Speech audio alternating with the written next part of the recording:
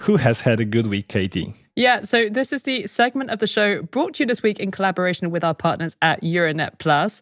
And as promised in last week's podcast, I want to come back to last week's crazy nationwide blackouts in Portugal and Spain. Oh, yes. It's mad. I mean, most of those two countries lost power for 10 hours or more. There are also much shorter blackouts in Andorra and some parts of southern France. It really was one of the most serious electrical breakdowns in modern European history. The only one that really feels comparable was in Italy in 2003 when the electricity went down across the whole country for about 12 hours. And it might not sound like an obvious good week for Spain and Portugal, because people found themselves stuck with no electricity in all kinds of crazy situations. Some of them really not very nice. People got stranded on trains for hours with no water or stuck in lifts. In some cases, stranded dangling in the air in ski lifts, and in at least one case on a roller coaster. And in general, one of the resounding feelings that people were left with once the lights were finally back on was, oh my God, we are so insanely dependent on electricity. This is not good. Bank cards, for example, suddenly became completely useless because all of those little contactless payment machines weren't working. So unless you had cash, you mostly couldn't buy anything or maybe even pay for transport home. Some doors these days have little electronic keypads on them. So even something as basic as opening a door became impossible in some cases. Cooking. So many of us have electric hobs and ovens these days, so there was no way to heat food. Traffic lights stopped working in Madrid and in Lisbon. And even something as fundamental as getting information about what was happening became really, really hard. People had really patchy mobile phone signal. So our usual instinct, which is to head to social media and panic scroll, that didn't really work. Instead, and I kind of love this, one item became the must-have item of the blackouts, the humble battery-powered radio. And there were all of these scenes repeated up and down Spain and Portugal of people gathering around the nearest radio they could find, whether it belonged to maybe a neighbor who they'd never really talked to before, maybe a taxi driver in the street who was blaring out the car radio as loud as possible so everyone could hear it. So not such a great week in terms of making us realize quite how disturbing modern society is upon this magical thing called electricity. And yeah, let's be clear, people found themselves in some really scary situations during these 10 or 12 hours without power. So far, media reports suggest that at least 8 people, 7 of them in Spain, died in circumstances linked to the blackout, including 3 members of the same family who very sadly seem to have been killed by a faulty generator. Yeah. And there were, of course, examples of ugly human behavior on display. Panic buying in supermarkets, just like during COVID. Some people suddenly became transfixed by the idea that they might run out of toilet paper. So they bought way more than they needed. I mean, who cares if other people have to deal with poop-related disasters? At least I've got 500 rolls. Well, can I share something? Yes.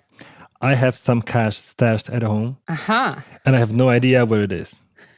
Yeah, I hid it so well. It's the most typical behavior you can expect in this situation because I read about how to prepare myself and I did. And I really, I have some cash, no idea. I looked everywhere, up and beyond. It's gone. I don't know. I'll probably find it one day when I'll be moving out or something. That's not how preparation works. You do know this. Yeah, I know. But I'm trying. At least I'm trying. I mean, can I just say it's probably under the sofa. That's where the money always is. It's not because my sofa is not expandable. It's just a sofa. I don't know. It has to be somewhere. I'll have a proper look later. Anyway, I was thinking you said this is a good week segment. So are you continuing this new tradition where it's just really wonky, the way you attribute good week and bad week to? Well, no, I think this is actually a fairly straightforward good week. In spite of all of the bad stuff, I am giving Spain and Portugal my good week because it feels on balance like there were way more examples of people behaving calmly and responsibly and kindly to strangers around them Then there were stories about people behaving selfishly or even criminally. There were very few reports of looting, for example.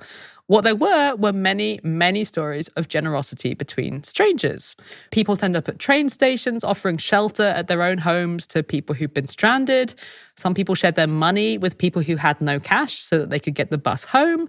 And generally, there were lots of joyful scenes reported. It was almost like, well, you know, a lot of us can't work right now, and we also can't stare at our screens because there's no internet. So should we just hang out and actually talk to each other? Loads of people went to bars. Some people started spontaneous parties in the street. People actually talked to their neighbors. I think there's going to be quite a lot of people, those who didn't get stuck in lifts or anything horrible like that, who come out of this with quite sweet memories. One of our listeners, Anne-Sophie, she is in Granada. She wrote to us to tell us that not having access to information felt really scary. But on the upside, there were things like being able to see an amazing starry sky after night fell because the city was so dark. And all of these stories are especially nice given, you know, we have so much dystopian fiction. There are so many movies that depict these situations where a city loses power and then society breaks down and everything turns to chaos and crime. And that really didn't happen. So it feels like a win for human nature, the way that people mostly behaved during these blackouts in Spain and Portugal. And I feel like we need a win right now. Yeah, that's lovely to hear. But I'm guessing the governments weren't so thrilled. Presumably, they're facing quite a lot of pressure to figure out what went wrong there. Yeah, and it's kind of remarkable that it's now more than a week later and we still don't have a full official explanation for what actually caused this. Our friends at Es Radio Castilla y León, which is the Spanish radio station that's part of the same network as us, Euronet Plus, they were telling me that there's been some light controversy over the allegedly slow reaction to all of this by the government. I mean, obviously, within minutes of the news breaking out that the electricity was basically down across two whole countries, there was all kinds of speculation swirling. You know, is this a cyber attack? Is this Russia? Imagine it happened in Central and Eastern Europe. Yeah, I think the is this Russia thing would have started swirling a lot quicker. But I mean, there wasn't any immediately obvious cause for this. Last Monday started like a normal day as far as the electricity supply in Spain and Portugal was concerned. There wasn't any huge surge in demand. There wasn't anything particularly crazy going on with the weather. At the time of the blackout, most of the electricity demand for Spain and Portugal was being met with renewable sources, more than half of it solar. But again, that is normal for both of these sunny countries in the middle of a nice spring day. And there is no shortage of investigations into what actually went wrong here. There are various Spanish and Portuguese authorities looking into it.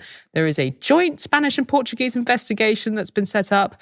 There's also one at the EU level. And that seems like a good idea because there is a cross-border aspect to this, not just between Spain and Portugal, but there's also been quite a lot of chat among electrical engineering nerds in recent days about whether this could have been prevented if the Spanish electricity grid was better connected to the French grid, you know, whether that might have helped to stabilize this huge mysterious flux that we suddenly saw in Spain's electricity supply. There's actually been a conversation about that going on for years already because a better connection with France is something that could help Spain and Portugal to sell some of their energy to the rest of Europe more easily. And that feels like a good thing, you know? They would have made more money in recent years. Everyone else might have become a little bit less reliant on all of that Russian gas that we were using. But again, this is one of those conversations that got bogged down because doing that work would have been expensive. But yeah, there is still no official concrete explanation about why the blackouts happened. What we do know is that there were at least 3 big technical incidents in the 30 seconds before Spain and Portugal went dark, one of which was a massive power surge. And interestingly, Spain's electrical operator, Red Eléctrica, they were pretty quick to rule out a cyber attack, as were the Portuguese government. The Spanish government, though, they've been a little bit more cautious about fully ruling out a cyber attack. They said on Monday that all hypotheses remain on the table, including that one. They have come under some criticism for not providing an official explanation yet. Some of their political opponents have argued that when there's no certainty, That's the kind of environment in which fake news and rumors can flourish. But so far, Pedro Sanchez and his government are just standing their ground and saying, this is a hugely complex technical thing that just happened, and we are going to wait until we have fully got to the bottom of it before we rule out various theories. I heard that there's been some debate about whether or not the cause of the blackout might be related to the fact that Spain and Portugal use loads of renewable energy. That's something we were very enthusiastic about here at the Europeans, right? Renewable energy? Yeah. We like it, yes. It seems like a good idea in a climate crisis. But yes, in recent days, there has been a lot of speculation about whether the fact that loads of Spain and Portugal's electricity comes from renewable sources, specifically loads of wind and solar, whether that might have made the electricity grid more vulnerable in some way. And the short answer is we don't know yet. It's certainly true that both of these countries are kind of poster children in Europe for investing heavily in clean energy. Spain got more than half of its total energy from renewables last year. And last month, renewables made up 90% of Portugal's energy supply. It is also true that sunshine and the wind can fluctuate suddenly. Now, the system is designed to be able to handle that, but maybe it didn't. And the Spanish electricity operator has said, yeah, it is possible that that played a role. One thing that does feel relevant is that when the blackout happened, thousands of small solar facilities all across the grid suddenly got disconnected at once. Is that part of the cause? Was it one of the effects? We just don't know yet. And there are plenty of experts stressing in the media that blackouts can happen no matter what type of energy source is pouring electricity into the grid, whether it's from fossil fuels or renewables like solar power. And if the fact that these countries have a lot of renewables did play a role, you could argue, and some experts have argued, that the key takeaway should just be, well, maybe we should have invested better in upgrading the grid to make sure it can all work smoothly, even when a lot of the energy is coming from wind and solar and other renewables that fluctuate quite a lot. For now, the Spanish government is saying it's just way too simplistic to say renewables were to blame for this. On the other hand, there are also lots of academics and experts saying, we need to be careful not to let this get political. This is a government that favors renewables, and that is great. We need renewables. There is still a climate crisis going on, even if it sometimes feels like we are barely talking about it right now. But if it does turn out that the shift towards renewables made the system more vulnerable in some way, let's not shy away from talking about that and talking about how to fix it. So I guess it's too early to say, but what do you think are the main lessons we can learn from all of this? Well, on a human level, I do want to bring things back to my central good week point, which is that, yay, this is a reminder that humans can behave well and decently in a crisis, and it's worth spending a second celebrating that. Whoop, whoop. But once we've done our little pat on the back moment, the fact that 2 entire European countries lost power last week, that obviously feels like a warning on various levels. This could have been way, way worse, It could have gone on for much longer, way more people could have died. And the fact that it happened at all, that shows that our infrastructure is incredibly vulnerable.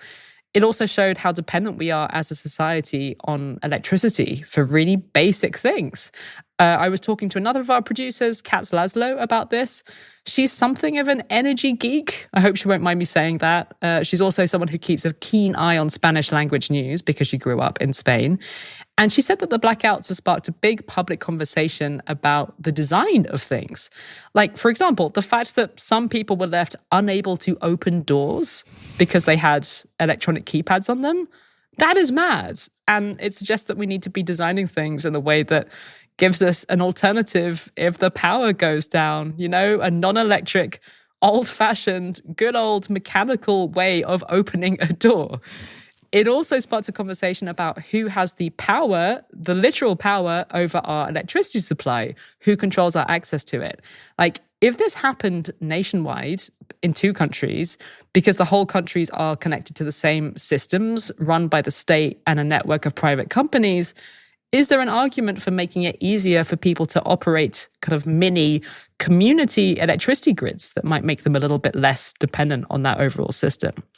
So plenty of lessons learned, plenty of debates sparked like this, which are going to debate over the months to come. And maybe we won't see all of these debates acted upon.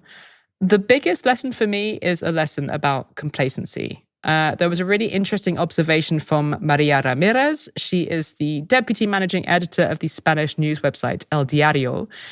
I don't know if you remember this, but a few weeks ago, do you remember when everything was just kicking off with Trump saying the US wasn't going to defend Europe anymore? And we started talking a lot more about Europe needing to defend itself and better prepare against a Russian invasion. The European Commission came out with this recommendation that every European household should have a survival kit in it with stuff like a first aid kit, water and food, and yes, battery-powered radios. Do you remember that? Oh, yeah, I do. But actually, while I really appreciate European Commission's efforts on that front, I recently followed a recommendation from one of our guests, Marina Henke, and downloaded the Swedish brochure In Times of Crisis or War. Oh, yeah. And it is so well done. Clear, compact, and genuinely empowering when it comes to preparedness. I highly recommend giving it a read. Did it tell you to get a bunch of cash from the ATM and then put it somewhere in your house and forget where it is? No, that thing I did last year. That's why I don't remember. But actually, something that I really liked about this brochure is like it was really putting emphasis on like the empowering and encouraging factor of preparedness. And then the other thing was the list wasn't overwhelming. Sometimes if you Google those, first aid kits, whatever, they have like 70 elements that cost, 15,000 euro. Nobody can afford that. And this was like really on point. You really need this. You need, very simple things. And just beautifully designed. You can show it to your kids because there are parts about how to talk to kids. That's cool. Awesome. Anyway, you were saying, so the recommendation, I remember the EU's recommendation. Yeah, and it was also a pretty short list of stuff, first aid, water, food, cash, your documents, battery-powered radio. But Maria, she wrote in The Guardian that the typical reaction among Spanish citizens and politicians to the EU advising households to prepare these kits, the typical reaction in Spain was laughter and disbelief. And she said that even though Spain had experienced crises like the COVID pandemic in a really brutal way, it is also a country that has experienced various disasters linked to climate change, like the terrible floods in Valencia last year. Yeah, so recently. In spite of all of this stuff, for a lot of Spaniards, emergencies still feel like something that happen elsewhere. And I can't help thinking that the further from Ukraine you get in Europe, the easier it is to feel that kind of complacency. Like when you were last on the show with me a couple of months ago, you talked about how all of your friends in Poland were talking about defense and the need to be ready for a potential invasion. I think it feels much more normal to think about these things the further east you go. My friends in France, we don't talk like that. This sense of like, oh, bad things are things that happen somewhere else that Maria described in Spain. I think a lot of people here in France also think like that.